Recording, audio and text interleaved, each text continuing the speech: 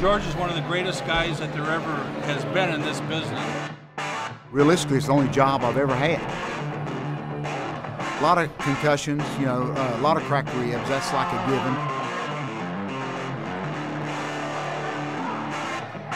This Christmas, which is coming up, will actually be 38 and a half years that I've been a pro wrestler.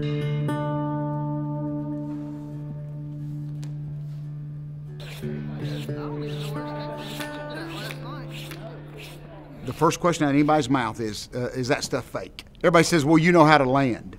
And that doesn't mean you don't feel it. Back body drop puts him through the ladder. And I've been knocked out by Ultimate Warrior, been hit with some of the toughest guys, Big Sid Vicious.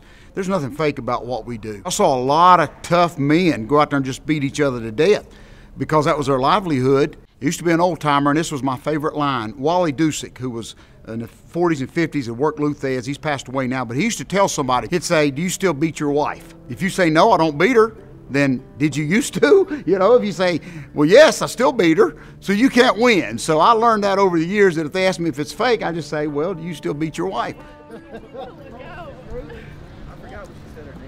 I have missed so many birthdays, Thanksgiving, Christmas, because you had to go to work.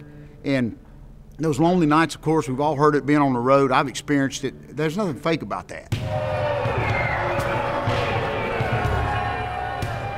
I opened up a newspaper. You know, I'd always watch it on TV, and we all thought we could do it. You know, I was 17 years old, driving a truck, first little job I had. I opened up a newspaper and it just said three lines. It said, be a pro wrestler. I go in, there's a ring with a Samoan, a real old guy, and this old-timey woman, lady wrestler. They beat me to death for 2 hours. I mean, they ripped my clothes off, they broke my nose, chipped my tooth, laughed at me.